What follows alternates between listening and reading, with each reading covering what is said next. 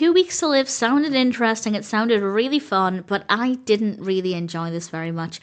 This was released in 1943, it's directed by Malcolm St. Clair, and it's written by Michael L. Simmons and Roswell Rogers, with a cast including Chester Lauck as Lum and Norris Goff as Abner. And I'd never actually heard of Lum and Abner before, but they're actually characters from a comedy radio show.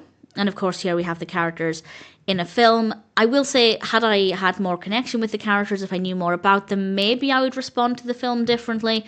But I still think the narrative is not very good. But I am willing to admit that maybe if I could connect with the characters more, it would be maybe a slightly better experience. But I also don't think that should be the case. I think the film should be able to introduce the viewer to the characters so that they want to then go and explore more.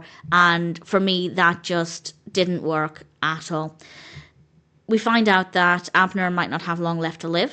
He and Lum decide that they're going to make some money from this by doing as many risky stunts for money as possible. And it sounded like it could have been quite crazy and chaotic, and it was very, very tame.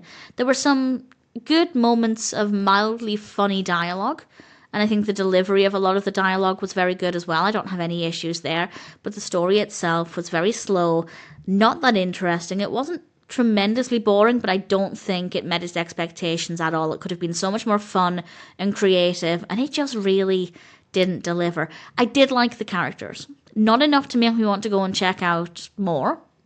Certainly if I ever have a reason to watch or listen to any Lum and Abner, then I might pay attention. But within the film, I did like the characters. The performances are very good, but for me that wasn't enough to save the film. Decent camera work, good performances, interesting concept, but I don't think the execution was very good at all. As I said, maybe if I had a connection with the characters already, I might feel differently, but then I liked the characters, and I don't think that would change the actual narrative.